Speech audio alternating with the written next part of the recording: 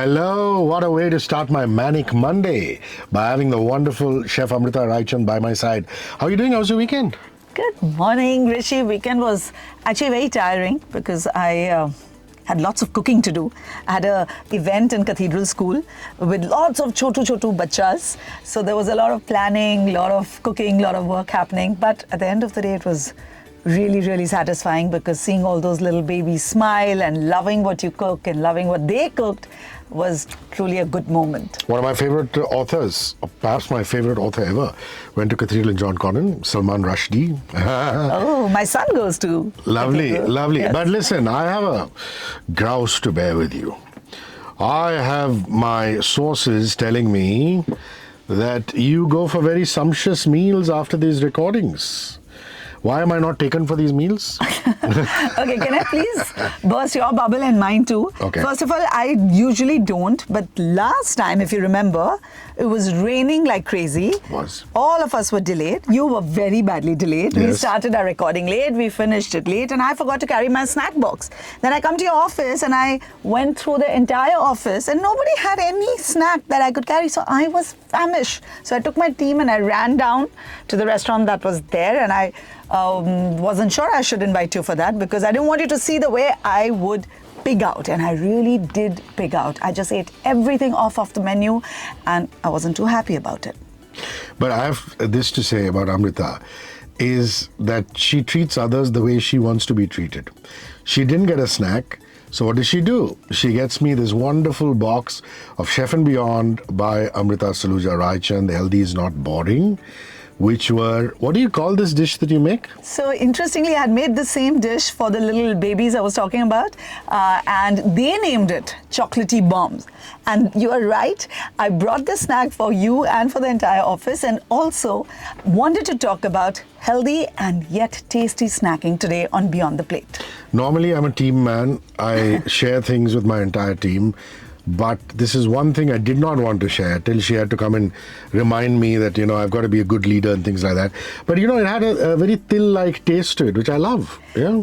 So anyway, these chocolatey bombs have oats. They also have til, which you tasted. And til is a great source of calcium. So I thought, why not add that as well?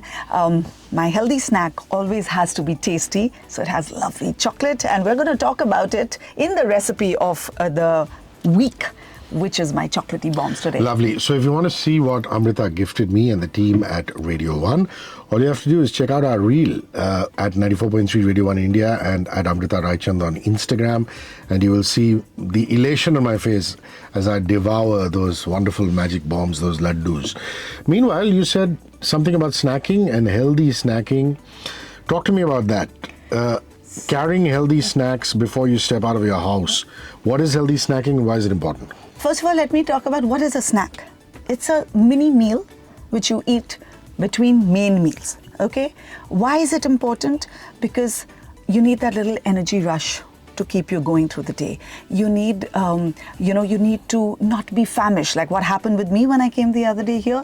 If you're famished, you overeat in your main meals, you put on weight. So it has a lot of, really important benefits, which we are going to talk a little more about. But the main thing that I want to talk about is that actually, you need a snack when your stomach starts growling. If you've noticed, every time you have a few hours gap between two meals, your stomach starts growling. It makes a sound. Do you know what that is? It's very interesting. The Greeks have actually called it borborgimus, which literally translates to rumbling. And it happens because the brain sends a signal to the stomach to release appetite-stimulating hormone called ghrelin. Okay, and that happens when the stomach is empty. So literally think of hunger as something that makes a sound. You can hear this hunger. And that's what wants you to grab something. Now, do you grab something healthy or do you grab something absolutely not good for you? That's what's going to define the rest of your day. Okay, so let's just break down snacking into parts. The right time to snack, why you need to snack, and what you need to snack. So if you could break those things down for us, it'd be lovely. Yeah, so Rishi, everybody has a very different routine to their day. Like I wake up very early in the morning. I wake up at 5. around 8:30 I have my breakfast, and then there is lunch straight at 1. So those mini hunger pangs really happen between, around 10 to 11:30 or so. But everybody has a different routine. Now, the time that you should actually snack are based on two things. You're really feeling hungry at that time, and when you're working the maximum. So that's the time for me. If that time for you is in the evening around 4 to 5, then let that be the time. Now, the other thing that defines snacking and why you should snack and how you should snack is the fact that, are you snacking because you're genuinely hungry, or it's a knee-jerk reaction to some emotion you're feeling, right? So if you're feeling sad, you reach out for something. If you're feeling, extra happy and you've got like this whole packet I've got for you, and you want to not share it with your team and go for the entire thing. Now, that is not the right attitude towards snacking. It has to be done in the right proportion, which is the next thing I want to talk about. You can't have too much of a snack as well. So actually, anywhere between 250 to about 300 calories is something that a snack should comprise of. Nothing more than that, because that would be equivalent to overeating then. So you're saying something sugary, full of carbs. Why do they say an apple a day could keep the doctor away? So talk to me about what.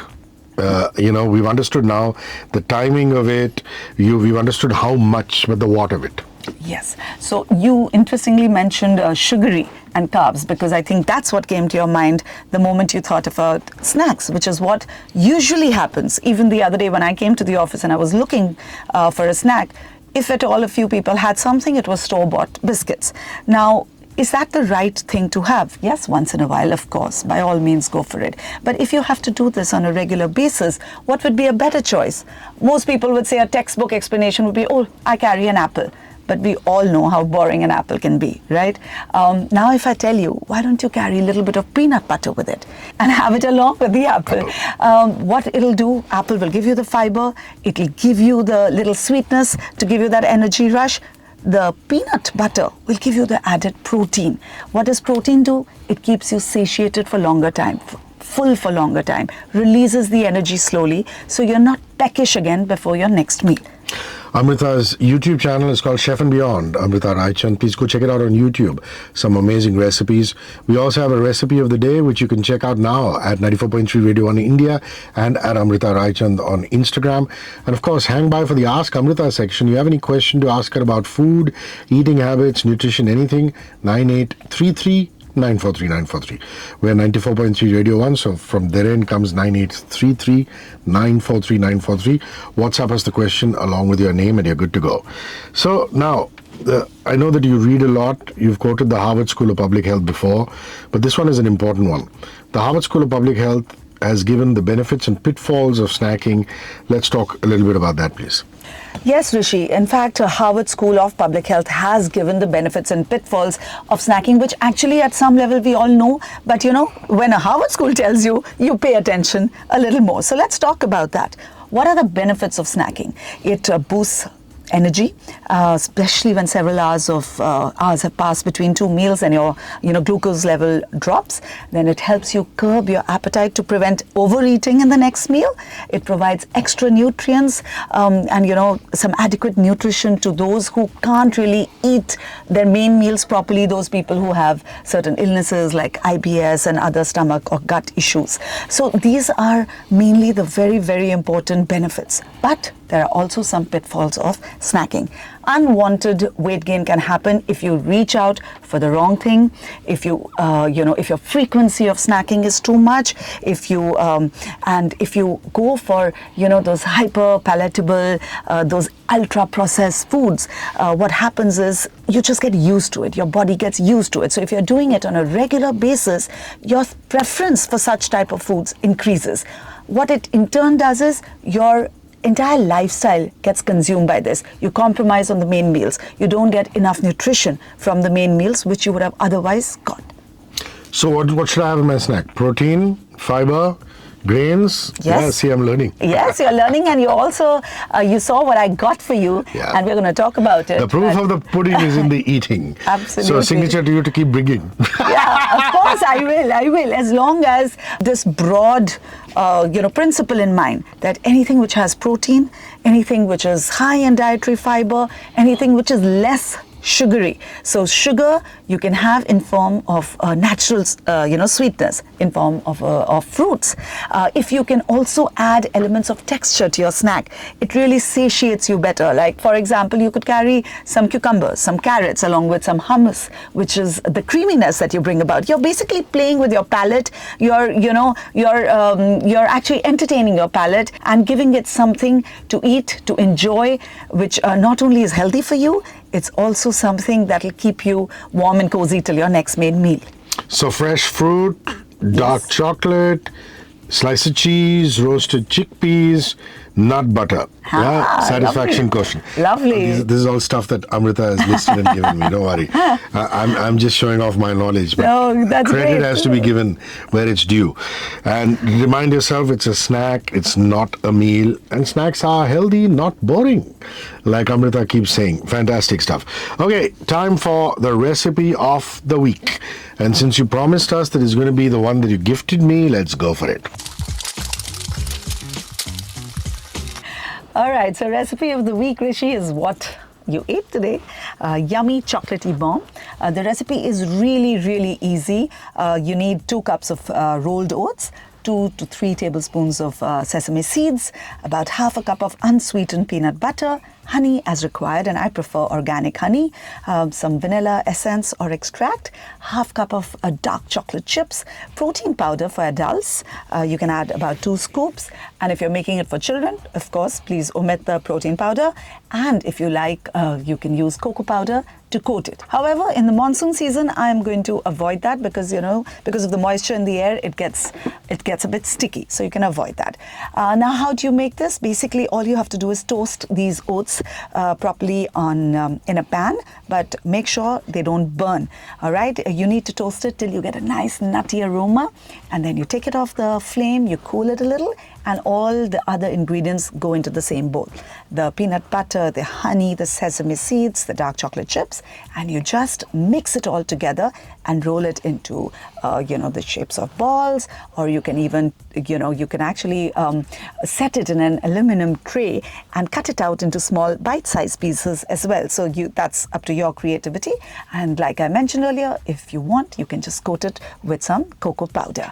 And that's it. That's your recipe of the day. This can be stored in the refrigerator for up to 2 weeks. These can be easily carried, ideally carried in an airtight container, and you're good to go with a really yummy and healthy snack.